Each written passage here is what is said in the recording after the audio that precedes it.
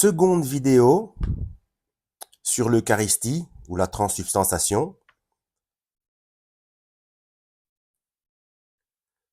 qui fait donc suite à la précédente, puisque il était nécessaire de faire quelques précisions supplémentaires et, sans mauvais jeu de mots, vous allez comprendre plus loin dans la vidéo, c'est un bazar.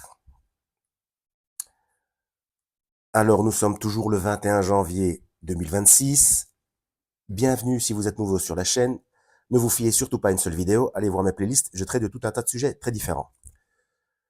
Donc, allez voir en description, cette vidéo sera dans les playlists la Bible, les religions n'obéissent pas à Dieu, et vous avez dit religion. Alors, on a vu précédemment dans l'épisode numéro 1 que j'avais lu la chose dans Luc. Cette fois-ci, on va dans Matthieu, puisqu'on en parle 3 fois dans la Bible. Et je me suis dit, bon, comme tous les mots ne sont pas partout, parfois il y a des petites différences, donc on va aller dans Matthieu, surtout que dans la vidéo précédente, je vous avais expliqué un mot en grec, puisque le Nouveau Testament est essentiellement écrit en grec, mais Matthieu, la toute première version de Matthieu, était bien en hébreu. Si vous suivez ma chaîne, vous savez de quoi je veux parler, et que Matthieu, le texte hébreu, avait été venait des sources Q, la première fois où il y a la lettre Q. Donc, comme je vous ai déjà expliqué, dans ma playlist Perversion des codes de Dieu, il y a toujours le contraire.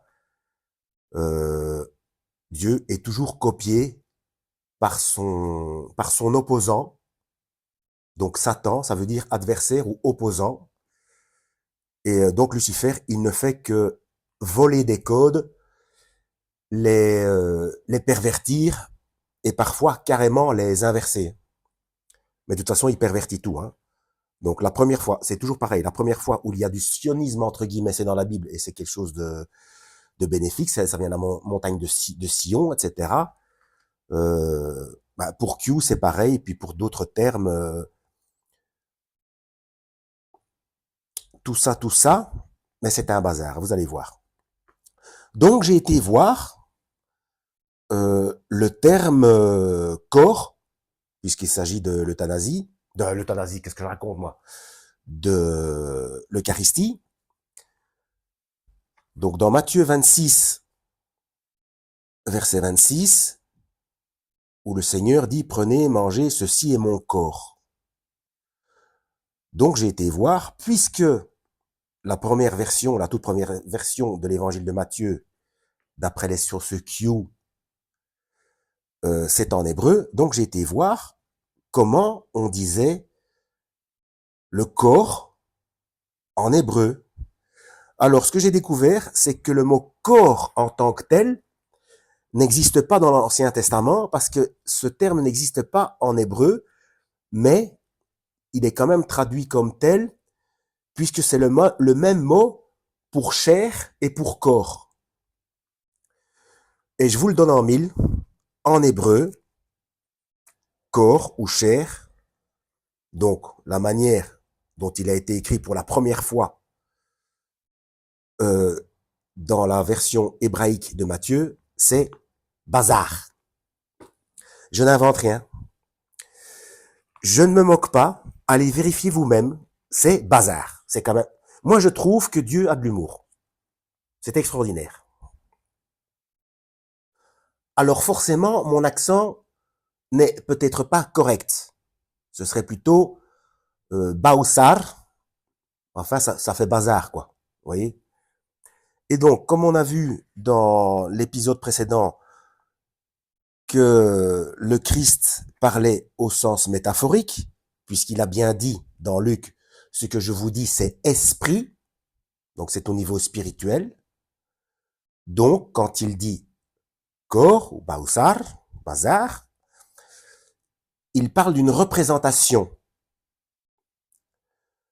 Preuve en est, c'est que il dit à la fin de cela, faites ceci en mémoire de moi.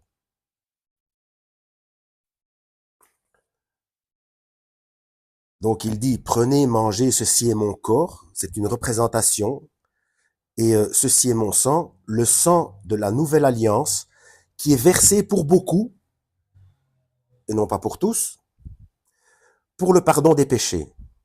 Lui, il l'a versé pour tous,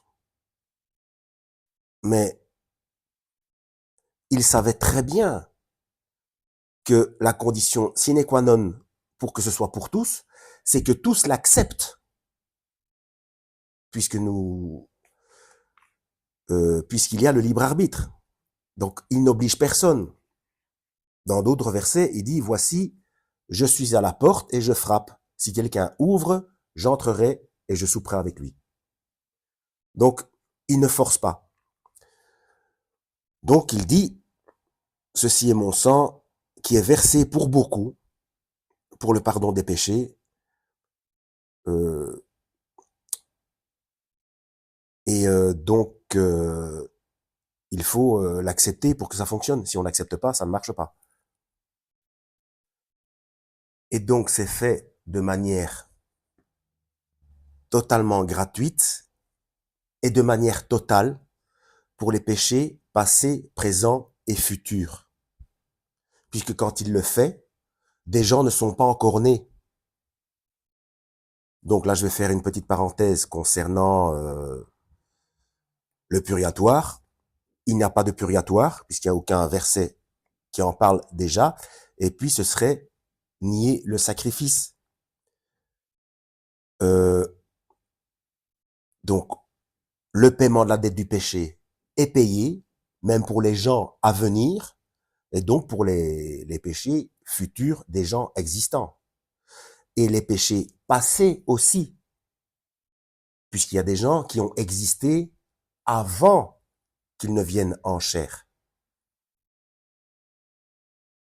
Puisqu'il vient du dehors de l'espace-temps, puisqu'il est le créateur, ce qu'il fait, dit et pense est de toute éternité. D'où le nom, que ce soit Yahweh, qui veut dire j'ai été, je suis, je serai, aoriste second, comme le nom lorsqu'il est en tant que Christ, j'ai sauvé, je sauve, je sauverai, et son nom le dit. Donc même s'il le fait à cet instant-là, à l'an 0, bon, on va pas discuter sur les dates, j'ai sauvé, et déjà avant qu'il le fasse, puisqu'il est son propre nom. Je sauve et je sauverai. Donc c'est de toute éternité, hors espace-temps et dans le système temporel terrestre aussi. Donc, il n'y a pas de purgatoire. C'est fait, c'est plié, c'est réglé. S'il y avait un purgatoire, ce serait le faire mentir. Depuis quand le Créateur a-t-il besoin d'un coup de main pour finir quelque chose? Et lorsqu'il dit « faites ceci en mémoire de moi », ce n'est pas une cérémonie religieuse. Il ne faut pas aller dans un lieu spécial ou à un moment spécial. Il n'a rien dit par rapport à ça. Il faut le faire chaque fois que c'est possible pour se remémorer ce qu'il a fait pour nous. Donc à chaque fois qu'on est réunis à plusieurs, eh bien, à l'occasion d'un repas, repensez à son sacrifice. Puisqu'il a dit, faites ceci en mémoire de moi. Donc, cette cérémonie ne sauve pas. L'hostie, ce n'est pas le corps du Christ. C'est une représentation, le fait de partager le pain. C'est une représentation de son corps qui a été rompu, qui a été détruit pour nous, et le sang versé. Ce n'est pas. Ça représente. S'il y avait un purgatoire, ça veut dire que le Seigneur aurait payé la dette du péché jusqu'au moment, donc les péchés passés jusqu'au moment où on l'accepte, et après, il faudrait se nettoyer des péchés qu'on fait euh, avant de mourir. Non, il a tout payé, passé, présent et futur.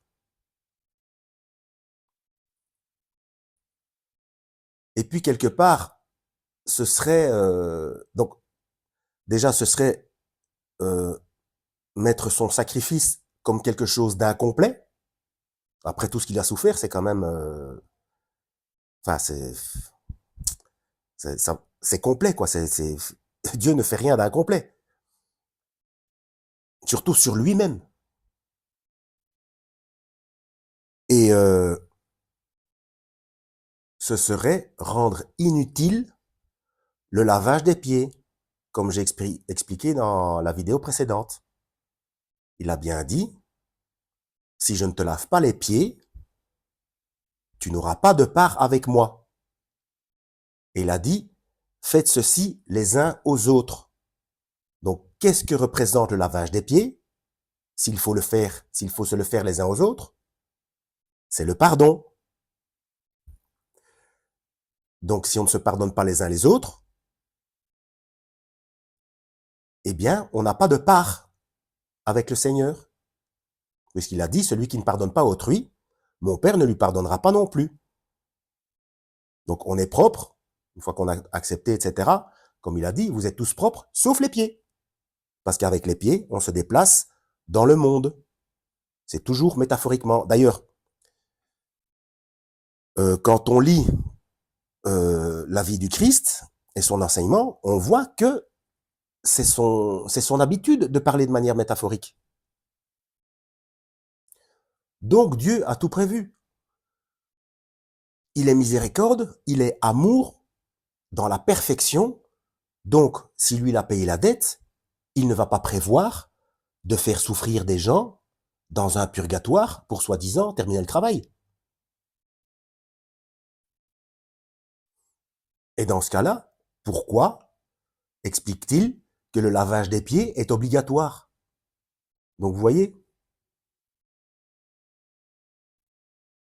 Donc en se souvenant métaphoriquement que le lavage des pieds est obligatoire, ça nous empêche de manquer d'amour envers notre prochain, puisque c'est quelque chose qu'il faut se faire les uns les autres, et ça nous empêche d'oublier de prier le Seigneur, et notamment pour s'excuser des péchés qu'on fait, que ce soit sans rendre compte ou par une chute occasionnelle ou ce genre de choses.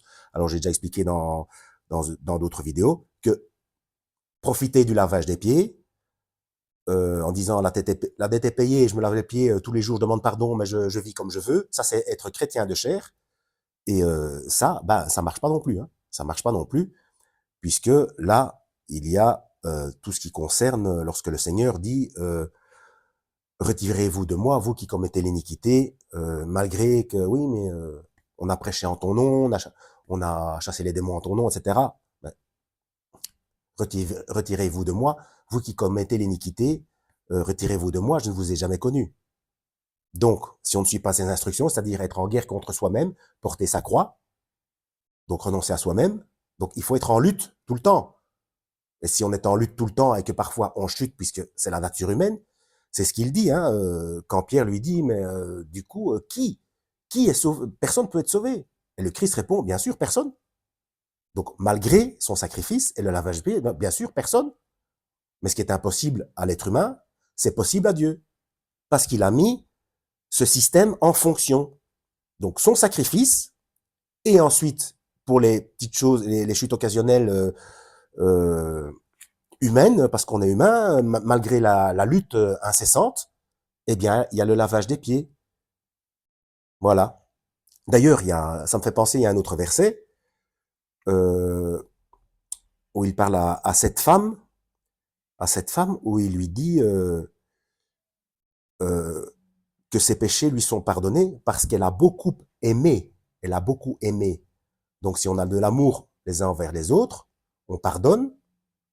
Et ben du coup, puisqu'on pardonne, même à ses ennemis, J'en ai parlé dans la vidéo précédente et dans d'autres.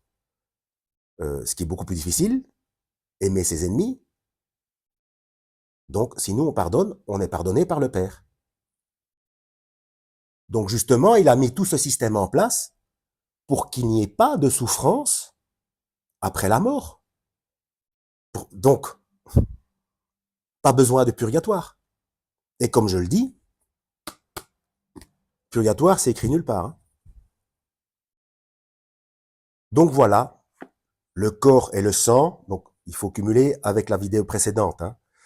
Donc le corps et le sang, ça représente ce qu'il a fait pour nous. Et le lavage des pieds, ça permet de se souvenir de ne pas manquer d'amour, parce que c'est dangereux, et de se rappeler qu'il faut demander pardon, parce qu'il faut se faire nettoyer les pieds, puisque voilà, puisqu'on se salit en allant dans le monde, et c'est dangereux. Et le souvenir, donc faire ça pour se souvenir de lui. Donc c'est en toute occasion. Il n'y a pas de jour, il n'y a pas de cérémonie, il y a, vous voyez, c'est à toute occasion. Et ça fait partie de sa directive lorsqu'il dit veillez, car vous ne savez pas ni le jour ni l'heure. Donc il faut considérer qu'il arrive dans la seconde. Voilà, j'espère que c'est suffisamment clair. Mais faire ces recherches, ça m'a permis de me remettre à niveau, puisque pour les anciens de la chaîne, vous savez que moi, auparavant, je pensais, par simple déduction, hein, je n'avais pas fait des recherches comme je viens de faire maintenant. Donc, vous savez, il faut jamais rester figé. Hein. Moi, je pensais que la métaphore, bon, je m'étais bien rendu compte dès le départ que c'était une métaphore, hein, que la métaphore de manger sa chair, son corps, c'était de prendre de ses connaissances, de son enseignement. Et le sang, j'avais tout de suite compris que c'était la souffrance, que c'est une souffrance de vouloir le suivre, hein, parce qu'on est en permanence en contradiction avec ce qu'on a envie de faire, de dire et de penser. Donc c'est une véritable souffrance. De temps en temps, évidemment, il y a des répits, il y a des joies, etc. Sinon, ce serait insupportable. Mais bon. Et puis c'est merveilleux, quoi. Bon. Et pour ceux qui ont un peu du mal, qui pensent qu'ils vont jamais y arriver, etc. Donc, le lavage, c'est pas pour ça qu'il faut en profiter. Je l'ai déjà suffisamment dit.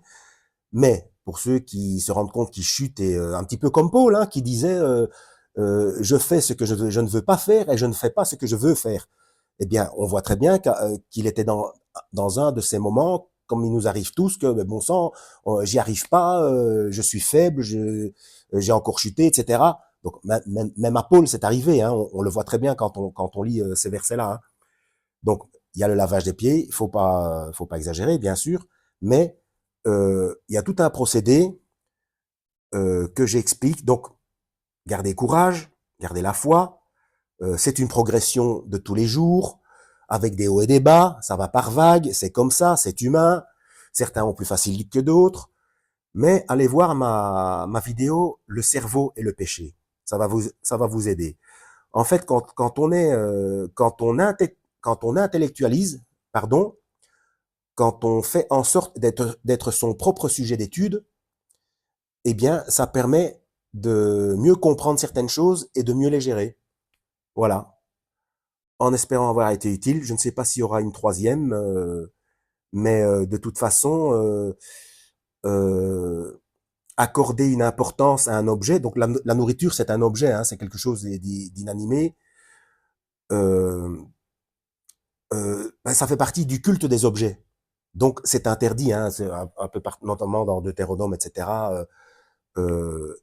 Et quand le Seigneur dit, il faut adorer le Père en esprit et en vérité. Donc s'attacher à des choses physiques, leur accorder de l'importance, c'est du mysticisme, ça fait partie de la magie, ça c'est interdit. Pourquoi c'est interdit? Justement parce que c'est réel. Vous pouvez voir des choses, entendre des choses, etc. Là, je vous ramène de nouveau à Matthieu 24. Hein. Il nous a prévenu. Hein. On a la preuve qu'on est à la fin des temps, système de paiement à la main, reconnaissance faciale, etc. Donc, on sait qu'il faut s'en méfier et qu'il faut se baser sur, euh, sur le fait de ne pas accorder d'importance aux choses matérielles. C'est de la... Comment? Ça fait partie du culte des objets. Et donc, forcément que ça fonctionne quand on y attache de l'importance parce qu'on ouvre une porte.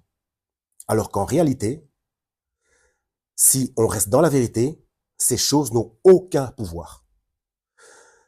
J'en veux pour preuve que... Oh, ça date, hein. Est-ce que c'était moi-même ou j'avais entendu parler? Je ne sais plus. Bref, vous mettez une vraie brebis du Christ dans un endroit où des gens font du spiritisme, bah, il n'y a plus rien qui marche. Hein. Il n'y a plus rien qui fonctionne. Bref, mais il faut pas jouer à ça. Il faut, donc, dans toutes les religions, pentecôtisme avec leur kundalini, machin, etc., catholicisme, en islam aussi, surtout culture, enfin bref, ils mélangent tout, ils mélangent la croyance en Dieu avec des cultes païens. Voilà. Et comme ils croient sincèrement en Dieu, ils ne savent, ils ne se rendent pas compte que c'est païen. Voilà. Alors qu'il suffit de lire la Bible. Hein. Voilà. En espérant avoir été utile, ça fait de nouveau une vingtaine de minutes. J'espère qu'il n'y aura pas trop de décalage de son. À la prochaine, lisez la Bible et que Yahweh vous guide.